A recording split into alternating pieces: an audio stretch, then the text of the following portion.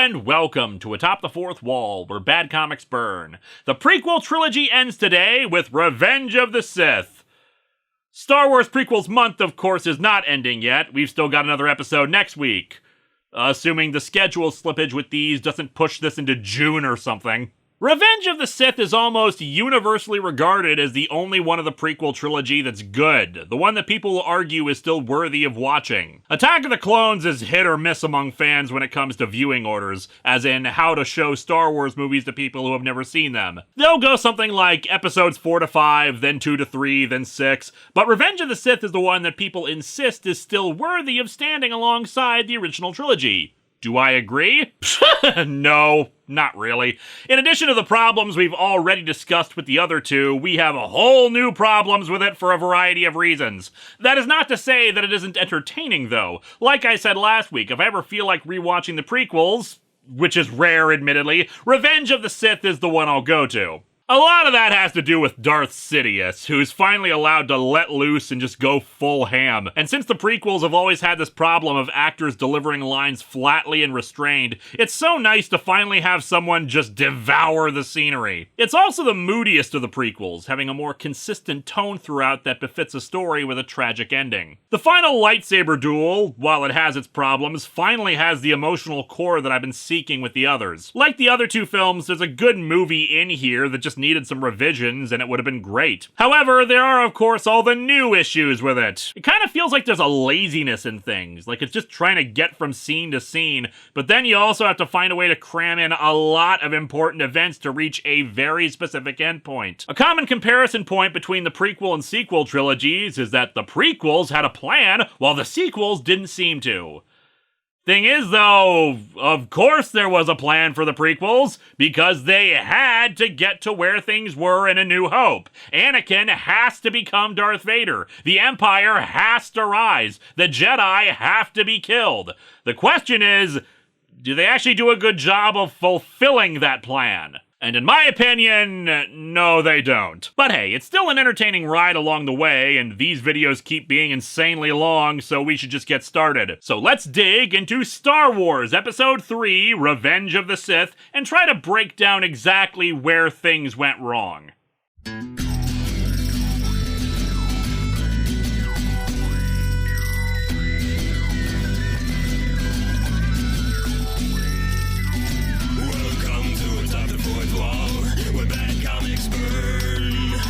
Linkara's gonna teach you all a lesson you won't learn.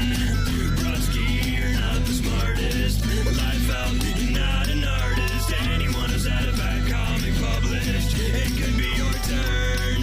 Linkara, he's a man punch, wears a birdie hat. Linkara, he has a magic gun. Where'd he purchase that? Linkara, coins, robots, Amazon and trucks. Linkara, this comic sucks. Linkara. Star Wars, nothing but Star Wars. Give me. Reading from a trade, no cover analysis. Though interestingly, I actually have two trades. The Marvel one, in a slightly larger hardcover format, and the original Dark Horse trade. I noted last time the unusual choice to integrate the opening crawl into the narration. This comic decided to split the difference. The crawl is compressed up top on the first page over activity in space. Except Marvel's reprint, for some inexplicable reason, has the opening crawl happening again before the comic even starts, even though it's still on the first page. There's nothing else different, they just have the crawl twice. I guess it's not just clone troopers being replicated. War! In this franchise? That's completely unprecedented. The Republic is crumbling under attacks by the Separatist leader, Count Dooku. There are heroes on both sides. Yeah, except one side's heroes are Guardians of Peace and Justice, and the other side's heroes are Ferengi with racist accents. Evil is everywhere. That microwave? Full of evil. In a stunning move, the fiendish droid leader, General Grievous, has swept into the Republic capital and kidnapped Chancellor Palpatine, leader of the Galactic Senate. It happened in a cartoon that was way cooler than this. Yeah, we'll talk about the Tartakovsky Clone Wars in a bit. In the meantime, I will comment that I do love the opening shot of the film right after the crawl. The transition right into the space battle by following the fighters. When the first word of your opening crawl is war in big letters, I expect to see a war, and this movie kindly delivers it. And indeed, we start things off with Anakin and Obi-Wan and fighters trying to find the ship that Palpatine is on. There's not a lot to say about this sequence, but there is a character bit I can talk about. During the fight, some clone trooper ships become overwhelmed by the droid fighters, and Anakin becomes concerned. I'm gonna go help them out. No, you're not. They're doing their job so we can do ours. Head for the command ship. This was a mistake, in my opinion. Making Anakin care about the lives of the clone troopers is there to paint him as a hero, remind us that he's supposed to be a good guy, but by this point, as things wear down and he edges closer to being Darth Vader, he shouldn't give a crap about them at all. He should think of them as disposable assets in winning the war. You have to make strides in turning him into a villain. Instead, the movie is going to imply that the road from being concerned about clone troopers to becoming a child-murdering monster is surprisingly short. It seems that since the events of Phantom Menace, the villains have realized, hey, maybe we should have shields or something protecting our hangar bays from enemy fighters landing in them, and they have to quickly disable those before crashing their fighters onto said hangar bays. The two deal with some battle droids. R2, stay with the ship. I sense Count Dooku. I sense a trap. Yeah, they kidnapped the most powerful head of state of their sworn enemies in order to lure two random Jedi into a trap. They walk through the ship's hallways until they run into more droids. General Kenobi, Anakin Skywalker, we've been waiting for you. Of course, it was random droid in a cape. It was you all along. Was this supposed to be Grievous and the artist just didn't have the reference material for him yet? I think it was, actually. The two escaped from this by cutting a hole in the deck plate under them, which is what happened in a deleted scene where we were originally supposed to first meet Grievous as he kills a Jedi named Shaak Ti, who was there for unexplained reasons, and that makes even less sense if you watched the aforementioned Tartakovsky Clone Wars. It was a good cut for the film. The opening sequence already takes up 23 minutes. It didn't need to be longer. And I guess here they just decided to change it to one of Grievous's guard droids that wield vibroblade poles. Anyway, they escape from the droids and make their way to the Chancellor, who's being guarded by more droids, as well as Count Dooku. In the film, he leaps off a platform down to the ground, but in the comics, since we don't see him leap from there, no motion lines or anything, he's just suddenly doing this weird curtsy to them. I just want to remind you all of our commitment to capitalism. You will not escape this time, Dooku. My powers have doubled since last we met, Count. What the hell does that even mean? Was my cancelled over 9,000 joke from 2 weeks ago actually accurate? Should I pull out a scouter and register Anakin's power level? Good. Twice the pride, double the fall. This is a weird advertisement for Double Mint gum. Fight ensues. Dooku is able to knock Obi-Wan unconscious. A difference right away is that after Dooku's line about sensing fear, power, and anger in him, Palpatine actually yells out for Anakin to use his aggressive feelings and focus it. I like the addition. It's a reminder that Palpatine has been grooming Anakin as his new apprentice this whole time. And we even see Anakin's angry expression right before he slices Dooku's hand off. Good, Anakin, good. I knew you could do it. Kill him. Kill him now. Who's incompetent now, Dooku? Given the scene from last time where Dooku met with Sidious, it was fairly obvious that he was aware that he and Palpatine were the same person, but the comic actually takes it a step further, with Dooku whispering, "Protect me, Chancellor." Pretty evident this was not part of the plan. I do wonder what the plan was from Dooku's perspective, though. Kidnap him and then what exactly? Did he expect this to be the end game for the Separatists part of the war and just didn't realize Palpatine's ambitions for Anakin? We get our meme-worthy do it. Anakin's brief hesitation, and then he's just suddenly dead in the next panel. Again, motion lines comic. It had helped to indicate when our hero just decapitated the villain. Palpatine congratulates him on doing so, but Anakin's feeling down about it since killing a defenseless opponent like this is not the Jedi way. It's not the first time, Anakin. Remember what you told me about your mother and the Sand People. I don't know why you needed to decapitate your mother, but I trust your judgment on these things. It does make sense that he'd tell Palpatine about it, what with him being his supportive mentor figure, greatest confidant and all. Maybe reassurance from him that he knew he wouldn't get from the Jedi and all, who'd probably be a bit iffy on the whole murdering sand people thing. After he's freed, Palpatine insists that they have to leave and tries to get Anakin to leave Obi-Wan behind, but Anakin's not having any of it. They try to get to an escape pod, but run right into a force field. This is the oldest trap in the book. You magnificent bastard, I read your book! There are some minor dialogue changes, Palpatine suggesting that maybe they can negotiate now that Dooku's dead, but otherwise it plays out the same way as the movie. This leaves out the comic relief stuff in the elevator shaft, or R2-D2 using his magically disappearing thruster jets to light battle droids on fire too, so it helps keep the tone consistent throughout. And so our heroes, and Palpatine, are brought before... General Grievous. Oh, General Grievous. Probably the best single example of all the problems with the films, and it's so frustrating because he's also just such a cool concept. Think about it. He's a CGI character with an awesome design and gimmick, yet lacks backstory or any interesting dialogue. The fights with him are ultimately meaningless, existing purely as spectacle, but unlike even the Phantom Menace fight, the spectacle is not even that impressive. Made worse by the fact that, much like Boba Fett before him, he was introduced in expanded universe material first, where he was much cooler and scarier than he is in this movie. On the off chance you are not aware of this, the 2008 Clone Wars TV series was not the first Clone Wars show. From 2003 to 2005, to build hype and anticipation for Revenge of the Sith, a series of 25 short episodes were made, helmed by Genndy Tartakovsky. They were pretty good, focusing mostly on action without a ton of dialogue, and General Grievous was introduced there. And he was friggin' terrifying! He exemplified the scary idea of mechanical precision and strength in a droid with advanced dexterity that couldn't be done with a living being. Rotating sections, multiple limbs, spinning lightsabers around so rapidly that you had no hope of countering it. Even his design, a skull-like head and a long white cloak covering his almost skeletal interior, a creature that could foreshadow Anakin's fate as something more machine than man, since it was actually a cyborg. And none of that carried over into the movie, where suddenly there's just this important dude named General Grievous who the characters know about, but the audience doesn't, and as far as we know, he's just some coughing robot with a weird accent, and suddenly he's the villain for a good chunk of the film,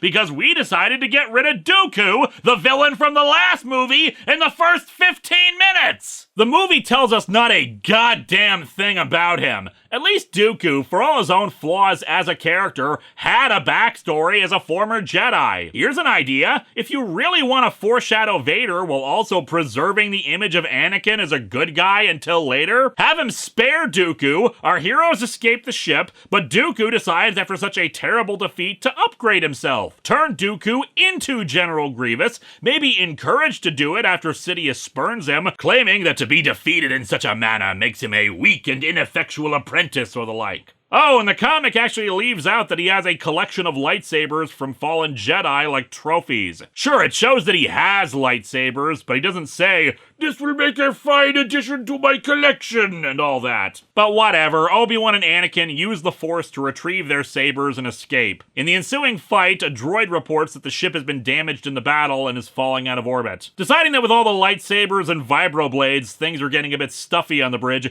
Grievous opens up a window and jumps out of it, making his own escape. He makes his way to an escape pod as, I presume, the emergency bulkheads seal the hole he made. Unfortunately, he also launches all the escape pods so our heroes can't use them to leave, forcing Anakin to try to take the controls and crash land the thing. This is not helped by the back half of the ship deciding to snap off. Ironically, this is the USS Darth Maul. They start entering the atmosphere and, yeah, that face! Anakin's gonna eat my soul! Anyway, they manage to crash onto a landing strip. Fortunately, Mace Windu is nearby and comes to them as they exit the ship to have a scene that wasn't in the movie. Don't know if it was a deleted scene, haven't seen one like it. They report Dooku's death, and Mace Windu thinks that if the Separatists are now leaderless, they should try to arrange a peace treaty with them. Nonsense, Master Windu. With Grievous still alive, their ability to wage war has never been stronger. You are literally standing in the wreckage of one of their ships. I'm inclined to believe they're at least a little weaker.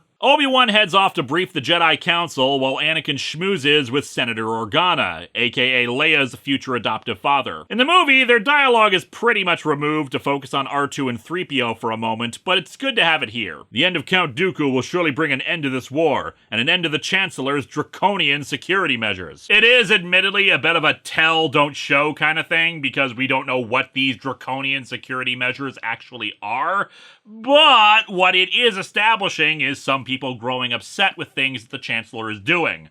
More later, of course. Spotting Padme in the shadows, Anakin excuses himself and embraces her. He and Obi-Wan apparently have been away for a while in the Outer Rim sieges, and at this point, Anakin is pretty much ready to go, screw it, I don't care who knows if we're married. The romantic dialogue in this movie versus Attack of the Clones is not great, but Anakin is no longer embarrassing himself with talking about how much he hates sand versus her smooth skin, so I have a much easier time buying these two as a couple.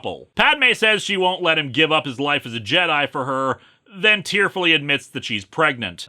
Considering Padme doesn't seem to even really be showing yet, just how long was Anakin away at the Outer Rim sieges? On the planet Utapau, Grievous sends the Separatist Council off to the planet Mustafar before talking with Darth Sidious. The Jedi will exhaust their resources looking for you. Given the Jedi Council's track record for this stuff, I just expect them to open a window in the temple and yell out, "Hey, has anybody seen the Separatist Council?" He also reassures them that the war will be over soon, despite the loss of Count Dooku. The death of Lord Tyrannus was a necessary loss, which will ensure our victory. I will soon have a new apprentice, one younger and more powerful. Count Dooku, old and busted. Anakin Skywalker, new hotness. Anakin has a nightmare, and there's a cute potential reference here. The layout of him waking up and Padme's face are very reminiscent to Anakin's dream from the comic version of Attack of the Clones with regard to his mother. He gets up and looks out onto the city, Padme soon joining him. Anakin, what's bothering you? Nothing. It was a dream, like the ones I used to have about my mother just before she died.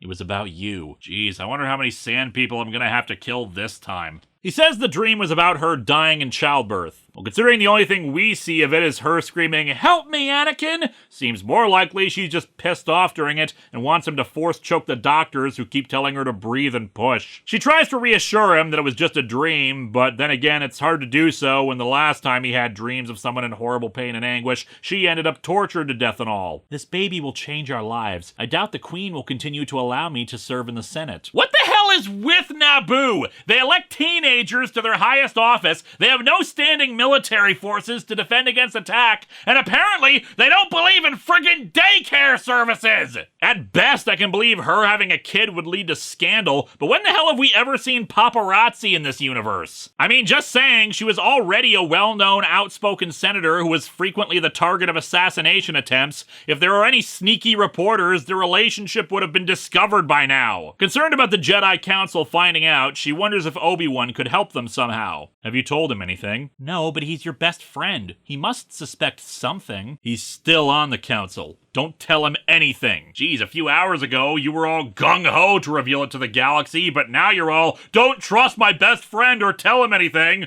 Apparently it ain't just light and dark stuff that Anakin's conflicted about. The comic also wisely leaves out the romantic dialogue between Anakin and Padme. Some of it is just poor writing, like the baffling exchange about how love has blinded Anakin because Padme is so beautiful, while other bits are just poor delivery. You're so beautiful. You look fine.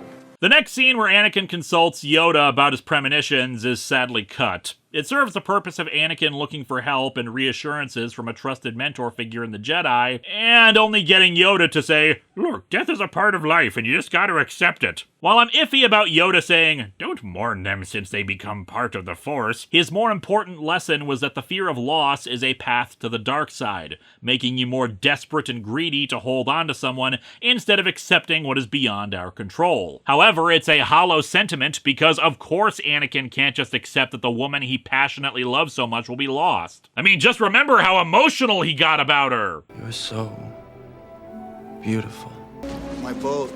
Okay, bad example, but you get what I mean. Cutting the scene was a mistake. It helps alienate him from the Jedi a bit more, because if Yoda, the wisest of them, can't help and see what he needs, what good are they to him? In its place, there's a future scene that's moved up here, and who's saying what is rearranged, and some lines are missing or added. Basically, Yoda, Mace Windu, and Obi-Wan are discussing how the Chancellor is moving to take control of the Jedi Council, we'll see how in a minute, and Mace senses a plot to destroy the Jedi. The dark side of the Force surrounds the Chancellor, as it surrounds the Separatists. If the Chancellor is being influenced by the dark side, then this war may be a plot by the Sith to take over the Republic. It's a good thing he's only influenced by it. I mean, how ridiculous would it be that he's actually a Sith Lord and none of us detected that after so many years? Man, egg on our faces! Yoda says they need proof of this to take to the Council, but Mace Windu says that if the Chancellor doesn't end the war with the destruction of General Grievous, he needs to be removed from office. The comic leaves out the Jedi Council suggesting, hey, maybe we should take over ourselves to secure a transition of power. And Yoda being all, this is a very bad conversation we are having right now. I'm of two minds about this. On the one hand, the problem with the version in the movie is that it feels like the Jedi are talking about staging a coup themselves right the hell out of nowhere. But that helps support the idea that the Jedi have become corrupted themselves. But with the comics version, if the Chancellor is trying to take control of the Jedi Council,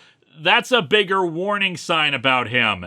And yet Mace only says that he must be removed from office, which could mean through legitimate channels because he's not specific about the Jedi being the ones to do it. In turn, this leaves out Yoda's remark about what a bad idea this is all sounding. Later, Anakin catches up with Obi-Wan, who informs him that the Senate is expected to vote more executive powers to the Chancellor. Anakin doesn't see the big deal there, since it'll make it easier to end the war. Anakin, be careful of your friend the Chancellor. Aw, the comic changed the line. That led to one of the greatest Riff Tracks jokes of all time. Be careful of your friend, Palpatine. And your pal, friend Patine. Anakin expresses his confusion about all this. He knows the Council is afraid of both the Chancellor's growing power and his own, but aren't they all on the same side? The Force grows dark, Anakin, and we are all affected by it. Be wary of your feelings. And that right there should have been a line in the movie. Be wary of your feelings. At the heart of the conflict pulling Anakin apart is one party saying, trust your feelings, you're not wrong to feel this way, and the other saying, you cannot trust yourself or your experiences. Which is why Anakin turns from the Jedi so much. It's just, as we see in the next scene, Lucas keeps writing this conflict as, I am contrarian to whoever I'm talking to. Anakin meets with Palpatine, who informs him that the Senate is about to call on him to take direct control of the Jedi Council. They will no longer report to the Senate, but to him personally. The Senate is too unfocused to conduct a war. This will bring a quick end to things. I mean, technically speaking, haven't the Jedi been the ones conducting the war? What's the Senate doing all this time? The Jedi need to attack a separatist base, but they're too busy debating zoning regulations or something to decide if they should? And this one line of dialogue would have helped the movie so much. Palpatine given complete authority and control over the Jedi Council. This leads to one of the big problems with the prequels, and we've been building to it since the Phantom Menace's invasion of Naboo,